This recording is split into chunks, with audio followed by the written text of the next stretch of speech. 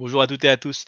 Alors, les plus attentifs, les plus observateurs d'entre vous n'auront pas manqué le fait que je porte une casquette et que cette casquette arbore fièrement le nouveau logo d'Alira. Parce que je propose, je me permets pendant cette petite tribune d'aborder la chose. Effectivement, nous avons décidé de changer de logo pour quelque chose de beaucoup plus rafraîchissant. Et nous ne l'avons pas fait comme ça sur un coup de tête. Nous avons organisé une très belle soirée qui s'est tenue la semaine dernière dans un établissement très sympathique dans l'Est parisien qui s'appelle le Centre Fabrique où nous avons recueilli plus de 200 apprenants.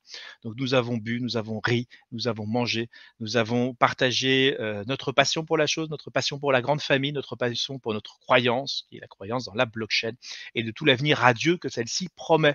Et puisque nous parlons un tout petit peu de croyance, je vais me permettre de faire une chose que je ne fais pas d'habitude. Je vais vous lire le post que j'ai écrit il y a quelques jours, effectivement, qui aborde ce sujet. Je fais pas mal de petits clins d'œil sur la retranscription que je fais sur Twitter, parce que j'ai fait la version Twitter, où je me permets de taguer certaines personnes qui m'ont très lourdement inspiré pour cet écrit-là, mais passons directement à la lecture.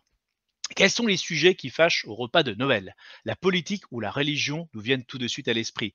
Savez-vous pourquoi? Pour la bonne et simple raison qu'il n'existe pas de vérité absolue dans ces mondes-là. La réponse qu'on cherche ne se trouve pas gravée dans la physique des atomes ou dans la rigueur d'une équation mathématique, ce sont des croyances. Par conséquent, en cas de désaccord et en l'absence d'arbitre irréfutable, c'est nos propres opinions que nous défendons, basées sur nos observations et notre sens de la justice par nature subjective. Voilà pourquoi il est si difficile de voir notre ego, enfin, il est si facile, pardon, de voir notre ego ou nos passions dominer. Et des constructions mentales, des conventions sociales, des croyances, nous en avons des centaines. La justice, l'égalité, la beauté et même la monnaie. Nous pouvons nous appuyer sur une méthodologie rigoureuse afin d'être les plus crédibles possibles, mais même si nous parlons de sciences politiques ou de sciences économiques, c'est oublier qu'il ne sera jamais scientifiquement possible d'avoir de vérité absolue du genre cette politique est meilleure que celle-là, c'est scientifiquement prouvé. Les plus agressifs défenseurs d'une théorie monétaire, car c'est bien de théorie qu'il s'agit, sortiront Aristote du placard, mais cela sera oublié que la majorité des observations scientifiques d'Aristote se sont avérées être fausses, et que ses écrits sur la monnaie sont tirés d'ouvrages politiques liés à une époque, et que d'autres savants, comme Nicolas Oresme par exemple, se baseront sur ses travaux pour promouvoir une monnaie des marchands et non une monnaie des rois. Je suis persuadé qu'Aristote, découvrant une monnaie ayant perdu 90% de sa valeur dans la vie d'un être humain, ne la considère pas vraiment comme une réserve de valeur. Mais bien sûr, ceci est juste mon opinion. L'autre hypothèse serait de dire que si une théorie économique est reine aujourd'hui, c'est qu'elle est forcément meilleure en tout point, alors qu'elle est juste peut-être plus séduisante ou plus utile pour le milieu politique qui la décide. Je suis pour la pluralité des croyances, tant qu'elles ne sont pas un danger pour l'autre. Et vous trouverez aussi honteux qu'un seul parti politique ou qu'une seule religion soit imposée à des citoyens libres. Alors pourquoi est-il si fou qu'on puisse réfléchir à la monnaie qui nous convient le mieux, avec un débat plus digne qu'un n'y touchez pas?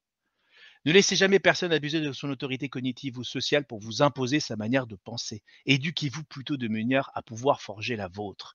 Et pour celles et ceux qui ne voient Bitcoin que comme une religion, je serais un tout petit peu taquin en disant qu'il serait bon de rappeler que lorsque vous cherchez des icônes sur Internet et que l'icône des temples et l'icône des banques sont si proches, ce n'est peut-être pas sans raison.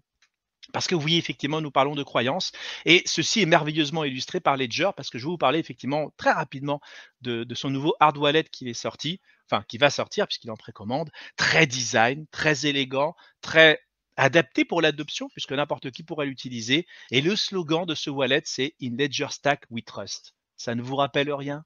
Hein. Bah oui, effectivement, c'est une croyance. On croit effectivement que ce hard wallet et la détention de ses clés est peut-être la meilleure manière de pouvoir gérer sa liberté financière et c'est une croyance comme une autre et comme toute croyance, tant qu'elle n'est pas dangereuse pour les autres, l'idéal est quand même de les respecter et de ne pas vouloir imposer au forceps celles que l'on pense être justes. Alors, pour parler un tout petit peu aussi de quelques petits chiffres, il y en a un qui me fait très plaisir puisque depuis quelques jours, quelques heures, je pense, le nombre d'adresses abritant plus d'un bitcoin vient de franchir la barre symbolique d'un million. Cela veut dire qu'il y a plus d'un million d'adresses qui possèdent au moins un bitcoin et plus de 4 millions qui possèdent au moins 0,1 bitcoin. Et donc, c'est pas quand même une adoption sympathique. Et abordons, puisqu'il est question d'adoption, un autre petit chiffre qui me fait plus beaucoup. Saviez-vous qu'un quart de la population turque et argentine avait des crypto-monnaies, des crypto-actifs, des actifs numériques, eh ben 25%, c'est un peu moins que les gens qui ont un compte Twitter en France. Et personne ne vous dit qu'avoir un compte Twitter en France, c'est quelque chose de complètement farfelu. Et ben dans beaucoup de pays, Bah, avoir, de la crypto-monnaie est aussi simple que d'avoir d'un compte Twitter. C'est un peu ça la vulgarisation, c'est un peu ça aussi l'adoption et il serait temps un tout petit peu de réfléchir à tout ça. Alors une petite parenthèse, puisqu'effectivement pour d'adoption, il faut des gens qui portent cette adoption et comme vous le savez, la semaine prochaine se tiendront le 14, le 15 et le 16 les certifications et 3 parcours de formation menant à la même certification qui est de définir un projet innovant.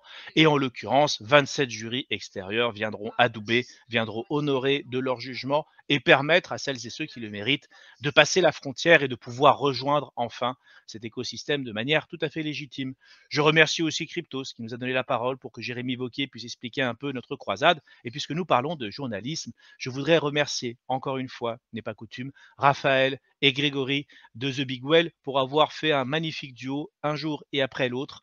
Deux talks à l'IRA merveilleux et je tremble d'émotion puisque sachez que ce matin, Grégory Raymond me suit actuellement sur Twitter. J'en suis tout heureux. Merci à celles et ceux qui nous ont écoutés et du coup, prenez une bonne journée à vous et ayez les croissances que vous pensez légitimes et ne laissez personne vous empêcher de les avoir.